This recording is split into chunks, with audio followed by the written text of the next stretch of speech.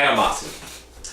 In the context of relationships and interactions between people, at the not so pretty times, when things go bad, say, animosity is often used as protection. And so folks, they recognize that they have animosity or holding on to negativity, ill feeling. They will recognize that, but maybe not recognize its duality.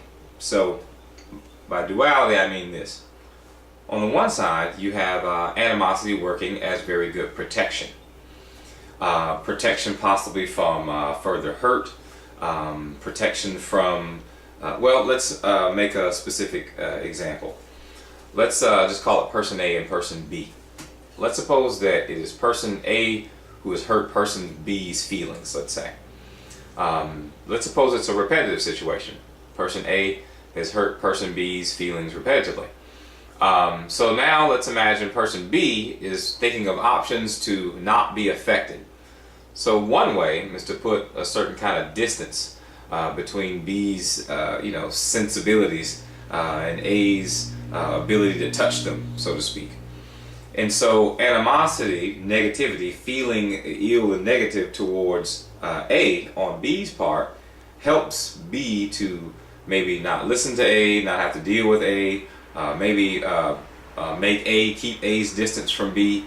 However that ends up working out, it works. And so if B wants a certain kind of separation or a certain kind of space for B's self, B could end up using the tool of animosity in order to create that separation or that protection. So that's the one side.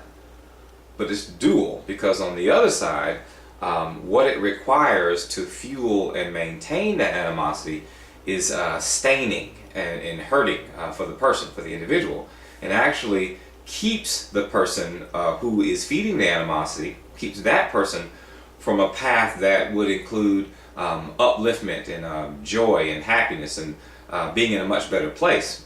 Reason being, if you think about it, well, I know that at least when I've been given to holding and fueling animosity, the way it tends to work is I rehearse everything bad that I don't like.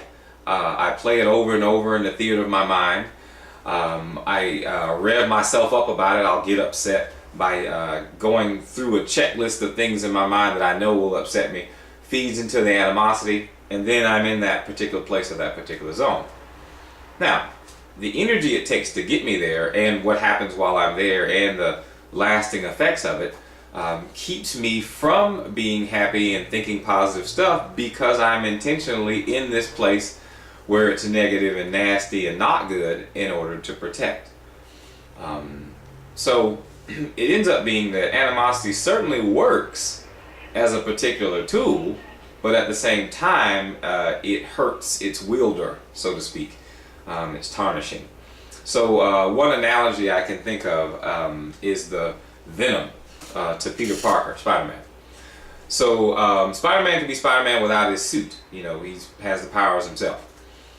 But when Venom, it was a symbiotic relationship for those who might not be familiar with the movie or the comic book.